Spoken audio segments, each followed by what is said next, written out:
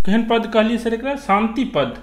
हाँ, शांति क्षण में लोग जे मतलब ओ गबै छै, जहन जीवन में शांति आबऽ लगे छै, जखन आदमी हर चीज से मुक्ति के लेल जे छै मुक्ति भेटै, अथवा हर लोभ मोह माया सबसे जखन लोग विरक्ति के क्षण में पहुंचे छै तखुनका ई गीत छै।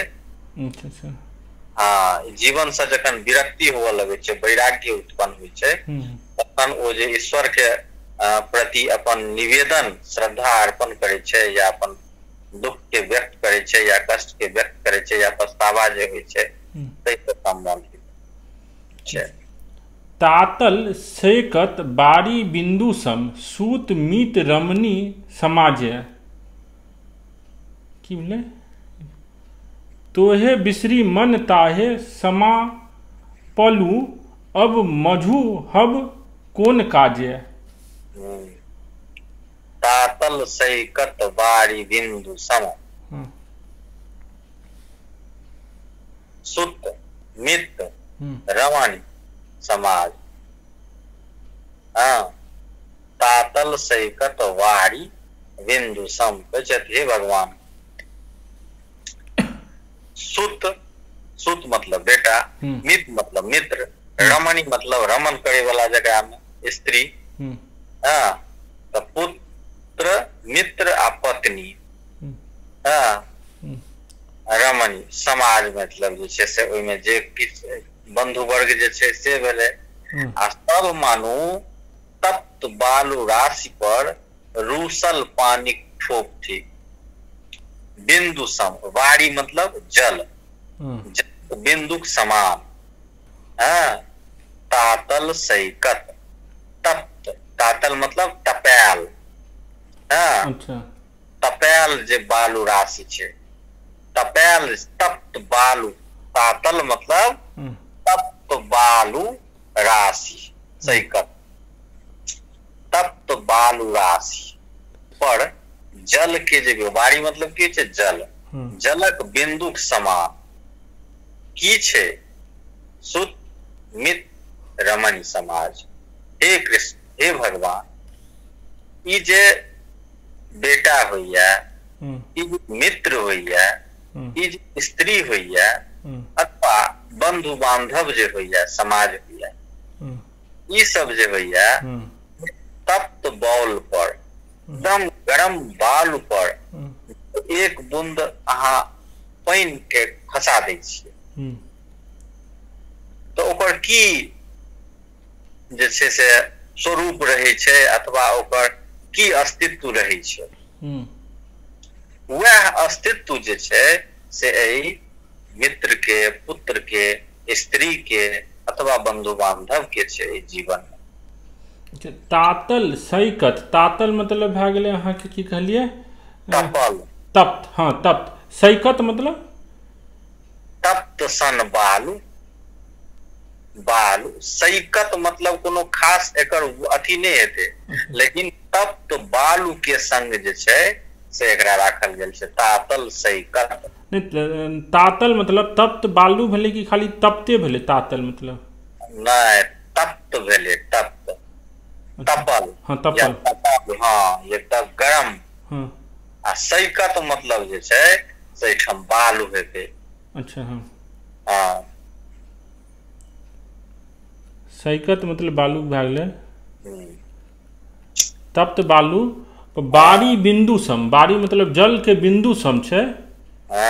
के छै? नहीं, जल के बिंदु समान नहीं छै। तप्त बालू पर एकटा जल के बिंदु समान, जल के बिंदु जखन तप्त बॉल पर रखे छियै तो ओइ जल के बिंदुक जे अस्तित्व छै तप्त बॉल पर रखला पर तही समान एहि संसार में पुत्र, मित्र, स्त्री और बंधु बांधव छै। समाज मतलब बंधु बांधव। अच्छा, हाँ, ओकरो अस्तित्व जे छै, जेना तपल बॉल पर एक बूंद जल राखि देबै तो ओकर अस्तित्व कते काल के लेल हेतै? ओकर स्थिति कते काल रहते ओहि तप्त बॉल पर, क्षण तो रह जेते ना, सुखा जेते ना। वह स्थिति जे छै, वह अस्तित्व जे छै एहि धरती पर, एहि जीवन में पुत्र के छै, मित्र के छै, पत्नी के छै, और जे छै बंधु बांधव सखा मित्र सबके छै, ओकरो वह स्थिति छै, ओहो क्षणिके छै। तो हे बिसरि मन ताहि समापन, अब मजुहब कोन काज। हे भगवान, हम अहाँ के बिसरि कऽ पुनः एही में हम समा गेलहुँ। अब मजुहब कोन काज, आब हमरा जे छै से ई कोन काज, मतलब कहै छै जे ई जनितहुँ जे ई तो बात हम बुझ रहल छी जे तपल बॉल पर एक बूंद पानि के देला समान जे छै ई धरती पर, ई समाज में जतऽ पुत्र छै, पत्नी छै, मित्र छै, और जे समाज छै, ई हम बुझे छियै। तकर बावजूद ई बुझितो जे छै तो बिसरि मन, ई मन जे अछि हमर से तोरा बिसरि गेलौ। आ ताहे समापन, तोरा बिसरि कऽ ताहे समापन, ओही में हम अपना के समर्पित कऽ देलहुँ। ताहे समापन, ताहे मतलब ओकरा में, अच्छा, ओकरा में जे पहिने कहि देने छै सुत मित्र, तोरा बिसरि कऽ ताहे समापन, ओहि में हम अपना के जे छै से समा देलहुँ। हमर मन, तोरा बिसरि के हमर मन ओकरा में समा गेलो, ओकरा में समा गेल। अब मजू अब कोन काज कहै छै, तऽ एहन स्थिति में आब हमरा ओ सब कोन काज देत। हम तो बुझै छी, ई हम बुझै छलहुँ, तकर बावजूद हम तोरा बिसरि गेलियै आ हम अपना के जे छै से ओकरा सब में समर्पित केलहुँ। लेकिन ई तो आब हम बुझि रहल छी, आब जे हम बुझि रहल छी, आब मजुहब कोन काज, आब हम जे छै से कोन काजक रहि गेलहुँ, आब हमर कोन उपाय अछि, आब हमरा ओ कोन काज देत, ओ सब जे हम जे चीज में अपना के समर्पित केलहुँ, आब हमरा ओ कोन काज देत। कोनो काज, आब मजू, मजू मतलब हमरा, आब कोन काज, आब ओ कोन काजक, कोनो काजक नहीं ओ रहि गेल हमरा लेल। एकटा पश्चाताप भऽ रहल छै। माधव हम परिणाम निराशा, तोहे जगतारण दीन दयामय, अतः तोहर विश्वासा। हे माधव, हे कृष्ण, हम परिणाम निराशा, हम जे किछ कर्म केलहुँ हैं तकर जे परिणाम अछि, तकर जे फल अछि से निराशाजनक अछि। कियाक तऽ जे कोनो कर्म केलहुँ हैं तऽ एहि पुत्र, एहि पत्नी, एहि सखा और एहि समाज के लेल केलहुँ। तोरा संग तो हम किछ केबे नहीं केलहुँ, तोरा लग तो हम रहबे नहीं केलहुँ, तोरा तो हम बिसरि गेलियै। तऽ एहन स्थिति में हम परिणाम निराश, जीवनक जे हमर मतलब सफलता होइता से परिणाम जे होइता ओ निराशाजनक अछि। कियाक निराशाजनक अछि, तऽ तोहे जगतारण, तू जे छ से जगतारण छ, जग के तारे वाला छ। दीन दयामय, दीन मतलब गरीब के, दुखिया के दया प्रदान करे वाला छ। अतः तोहर विश्वासा, एहिठाम तोरे पर विश्वास संभव छै, तो एकटा विश्वासी छ। हमर तऽ जे किछु भेल से निराशाजनक परिणाम छ, हमरा तऽ विश्वासे नहीं अछि, हमरा तऽ एहि जीवन से कोनो आशा नहीं रहल, कियाक तऽ हम तोरा तऽ बिसरि गेल छियै, तें हम निराश छी एहि जीवन से। तू ही जगतारण छ, तू ही दयामय छ, दीन के दया करे वाला छ, तोरे पर हम विश्वास कर सके छी, तू ही एकटा विश्वास योग्य छ। तोहर विश्वास, एहिठाम तोरे विश्वास अछि, तोरे पर विश्वास अछि, तू ही विश्वास योग्य छ। आध जन्म हव निंदे गमायल, जरा शिशु कत दिन गेला आ जौवन रमणी रंग रस मातल तेहि भजब कोन बेला। कहै छै जे आध जन्म हम निंदे गमायब, आधा जन्म जे छै संपूर्ण जीवनक आधा जीवन जे छै से हम निंद में बिता देलिए। निंदे मतलब नींद में कि निंदा में? नहीं, नींद में। अच्छा, नींद। नींद में अर्थात रात में तो सुतबे केलखिन ना, 24 घंटा होइ छै एक दिन में, ओहिमे 12 घंटा के रात होइ छै, तो 12 घंटा सुति रहल। तो जीवन के आधा जे भाग भेलै से तो सुति के बितेलखिन ना। की बुझलिए? हम बुझ गेलिए। तो आध जन्म हम नींद गमायल, आधा जन्म जे छै से हम नींदे में गमा देलहुं, बिता देलहुं। जरा शिशु कत दिन गेला, और ओई में तकर बाद जे बचल समय ताहि में की सब भेल? शैशवावस्था आ जरावस्था। बहुतो दिन जे छै से हम कथी में बिता देलहुं? शैशवावस्था में और जड़ अवस्था में। एक ही प्रकार के पता गेले जो तेसर पद होले जरा दिन गेला। हाँ, जरा शिशु कत दिन गेला मतलब ओ जे छै से बहुतो दिन हम शैशव आ वार्धक्य में, वार्धक्य मतलब बाधा, मेन प्रकार के हाँ बाधा में जे छै से। जरा मतलब की बोले? जरा मतलब होइ छै आके ज्वर, ज्वर मतलब दुख, कष्ट, पीड़ा। जरा मरण जन।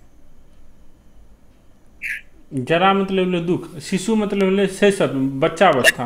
हाँ हाँ, कतेक दिन बीत गेल। आ जौवन रमन, जौवन रमन, जरा मतलब होइ छै अहाँके अथी वृद्ध जे सब अथी होइ छै समय, वृद्धावस्था से होइ छै जरा। जरा मतलब वृद्धावस्था आ शैशवावस्था में एक दिन बीत गेल। हाँ, तकर बाद जे समय बचले से यौवनावस्था भेलै। 3टा अवस्था भेलै ना जीवन के, 3टा अवस्था होइ छै बच्चा, शैशवावस्था, यौवनावस्था और वृद्धावस्था। ई तीनों अवस्था में हम बितेलहुं, मतलब किछ बहुत समय जे छै से बचपन में बिता देलहुं, बहुत समय जे छै से वृद्धावस्था में बिता देलहुं, और बाकी जे समय बचले तेमे यौवनावस्था। तो जौवन रमण रंग रस मात, आ युवावस्था में जे हम किछु कर्म करतों, किछु उद्यम करतों, से हम कथी में रमा देलहुं? रमण रंग रस मात। यौवन जे छै, यौवनक जे समय छै से जावत यौवन रहल तावत रमणीक संग जे छै, रमणीक संग मतलब पत्नीक संग रंग रभस में जे छै से हम मातल रहलहुं। रमणी के मतलब पत्नी होइ छै सर? बिल्कुल, रमन करवा योगी जे भेलै सएह रमणी भेलै। तो रमन करवा योगी तो बहुते भए सकै छै, तो पत्निये भेलै? नहीं, रमन करवा योगी किया बहुते भ सकै छै? रमन करवा योगी सब नहीं भ सकै छै। अच्छा, यौवन मतलब की भेलै? युवा अवस्था। हाँ हाँ, जौवन रमणी, जौवन मतलब युवावस्था में रंग रमणीक संग रस मातल। तब ये कवि कह रहल छथिन ना, रमणी रंग रसे मातल। रमणीक रंग में रस में, रंग रस में। रंग मतलब की भेले? रंग रस मतलब की भेले? हुनका संग जे छै से मतलब संयोग क्रिया में जे छै से रति क्रिया में। रंग रस मतलब रतिक रंग में हम मातल रह, पत्नीक संग। हाँ, रंग रस मातल। तो रंग रस मतलब यह भेले काम क्रिया में। हाँ हाँ, काम क्रिया में मातल। तो होइते छै ना, युवावस्था में की होइ छै? युवावस्था में अपन पत्नीक संग लोक समय बिताबै छै ना। रियलिटी जे छै सएह ई भगवान से कहि रहल छथिन। विद्यापति की अंतिम समय के गीत छनि, जखन सब चीज से जेना हिनका अथी भऽ जाइ छनि, व्यक्ति जखन भऽ जाइ छनि, हुनका लगै छनि जे आब हमरा ईश्वर के संग, ईश्वर लग पहुँचब हम, हुनका ई सब बात छै, अपन अपन जीवन के अनुभव बता रहल छथिन। तो ही भजब कोन बेला। हाँ, तो आब जे समय अब से बचले कहाँ समय। अच्छा, आधा समय जे छै तो बीत जाय छै, मान लिअ सुतले में, तकर बाद समय बचे छै तो ओहि में अहाँके वृद्धावस्था, शैशवावस्था, यो शैशवावस्था में किछु कऽ नहीं सकैया, वृद्धावस्था में शरीर अथवल भ जाय छै, ओहो में किछु नहीं कऽ सकैया। जखन कर्म करऽ के बात होइ छै यौवन में, तो यौवनावस्था में रवनीक संग जे छै से रसरंग में मातल रहै छै, मातल रहला है तो कहै छथिन जे तोहि भजब कोन बेला। तखन हम अब बचले कहाँ कोनो बेला, कोनो समय, कोन समय में हम अहाँ भजन करी। एही समय हम अथी रहलहुँ, हाँ व्यस्त रहलहुँ। कत चतुरानन, ठीक छै, एतबा में कोनो दिक्कत नहीं, कोनो दिक्कत नहीं। कत चतुरानन मरि मरि जाओत, न तू आदि अवसाना, तो हे जन्म कुन, तो हे समावत, सागर लहरी समान। कतेको ब्रह्मा जे छै से जन्मैत आ मरैत रहता। ब्रह्मा चतुरानन, चतुर आनंद, चारिटा जिनका मुंह है, चारिटा आनंद वाला के भेलखिन, ब्रह्मा भेलखिन। तो एहि संसार में कतेको चतुरानंद जे छै से मरी मरी जाओ, कतेको चतुरानंद जे छै से एता और वो मरैत रहता। युग पर युग, मतलब एकटा चतुरानंद जन्म लेलखिन तो एकटा युग हेते, दोसर चतुरानंद जन्म लेथिन, मतलब प्रकृति के निर्माण के करे छथिन, भगवान ब्रह्मा करे छथिन ने। प्रकृति के निर्माता जे छथिन, सृष्टि के निर्माता से ब्रह्मा छथिन। तो एक बेर निर्माण केलखिन तो एकटा युग भेले, दोसर बेर निर्माण केलखिन तो दोसर युग भेले, तेसर बेर निर्माण केलखिन तो तेसर युग भेले। तो निर्माण जे करे छथिन ओकर विनाश होइ छै तो सब चीज के विनाश भ जाय छै ना। तैं सएह कहै छथिन जे कत चतुरानंद मरि मरि जाओ, कतेको चतुरानंद जन्म ल क मरि जेता, मतलब कतेको युग जे छै से युग पर युग जे छै से आयत जायत, अबैत रहत जाइत रहत। न तू आदि अवसाना, मुदा अहाँक हे कृष्ण, हे कन्हैया, मुदा अहाँक आदि, आरंभ आ अवसाना और अंत संभव नहीं अछि। चतुरानन कतेको बेर एता आ जेता, युग जे छै से कतेको बेर आयत और समाप्त हैत, फिर नव युग आयत, फिर ओ पुरान भ क समाप्त हैत। मुदा न तू आदि अवसाना, अहाँक जे छै से ने आदि संभव अछि और ने अवसान संभव अछि, ने आरंभ होइया अहाँके आ ने अहाँके अंत होइया। आदि मतलब आरंभ होइ छै सर, होइते छै ना आदि मतलब। अच्छा, आदि मतलब आरंभ, अवसाना मतलब अंत। हाँ हाँ, अवसान, अवसान मतलब अंत ही छै। अच्छा, अंत। तोहे जन्मी पुन तोहे समाओत, सागर लहरी समाना।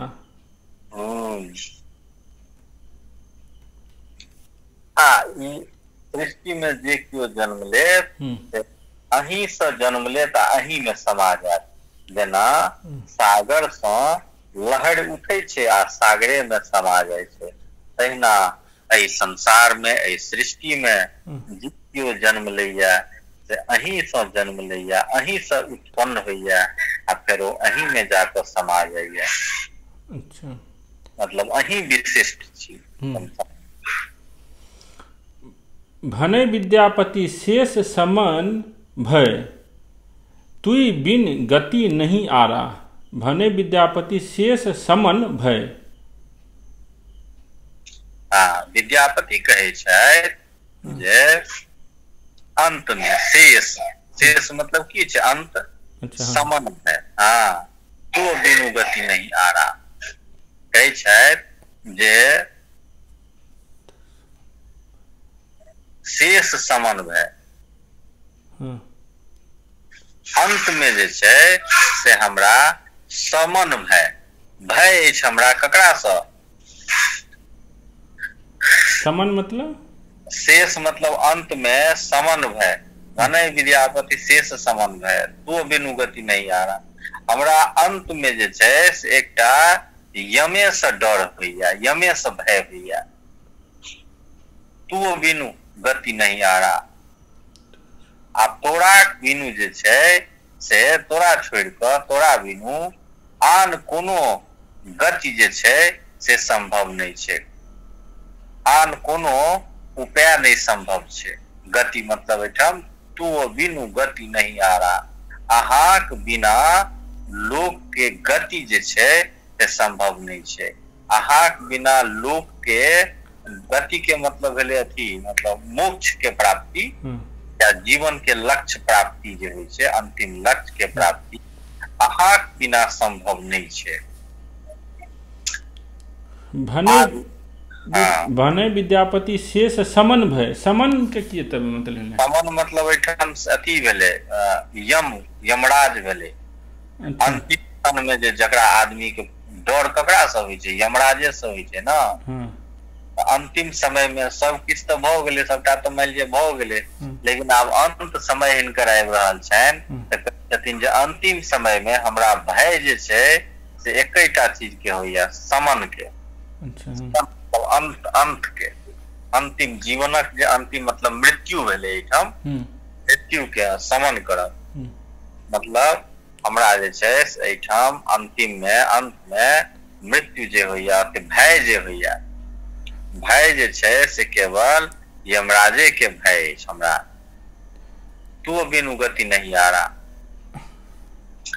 तोरा छोड़ आन कोनो अवलंब नहीं अछि। आरा मतलब कि आरा के किछ विशेष अर्थ नहीं ले। तू बिनु गति नहीं आ रहा, तोरा बिना गति नहीं अछि। आरा के कोनो खास नहीं, अछि के रूप में एते। अहाँ के बिना मतलब जे छै से हमर गति कोनो जे छै से हिसाब किताब में, अहाँ के बिना ककरो जे छै से अवलंब नहीं। अवलंब मतलब जीवन में जीवन जीव जे छै या जीवनक सार्थकता जे छै से अहाँ के बिना संभव नहीं छै। आदि अनादिक नाथ कहाइस भव तारन भार तोहरा। अहाँ जे छै आदि और अनादि। आदि मतलब आरंभ, अनादि मतलब की होइ छै? अंत नहीं, अनादि मतलब होइ छै जकर अंत नहीं हुआ, अनंत। अच्छा, अहाँ जे छी से आरंभ से अनंत तक के नाथ कहाबै छी।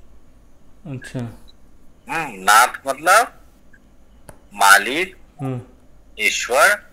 अहाँ जे छै से आरंभ से अनंत तक के नाथ कहाबै छी, कहायस। अवतारण भार तोहारा, और अहीं के भार अछि तोहारा, तोहरे भार छो। अहीं के भार अछि भव के तारे के। संसार रूपी जे ई दुख छै, संसार रूपी जे ई कष्ट छै, तकरा तारे के भव रूपी जे मतलब संसार रूपी जे समुद्र छै या जाल छै या संघर्ष छै, एहि संसार रूपी सागर के पार करायब, तार करायब, से तकर भार अहीं के अछि। कियाक तऽ अहाँ आदि और अनादि के नाथ कहाबै छी। भवतारण भार तोहारा, भवतारण के की मतलब भेलै? भव के तारे वाला संसार रूपी जे अथी छै, सागर छै। अच्छा, भवतारण, भव मतलब की होइ छै? संसार होइ छै ना। अच्छा, तारण मतलब तारे वाला। भव मतलब होइ छै संसार। अच्छा, भव भामिनी जय जय। संसार के भावै वाली, संसार के भावै वाली। भव मतलब संसार होइ छै। अच्छा, भव मतलब तो संसार से तारे वाला के भार अहीं पे ये। संसार से तारे के भार जे ये अहीं के ये, क्या अहीं आदि अर्थात आरंभ और अंत के नाथ कहाबै छियै। भने विद्या अंत नहीं, अनंत। हाँ, आरंभ और अनंत के नाथ अहीं छियै, तैं जे संसार से तारे के भार अहीं के ये। भने विद्यापति शेष समन भय, तुई बिन गति नहीं आ रहा। भने विद्यापति कहै छै अंत समय में यमराज के भय के कारण तुई बिनु गति नहीं आ अहाँ के बिना हे माधव अहाँ के बिना ककरो कल्याण नहीं भए सकै छै। ठीक छै।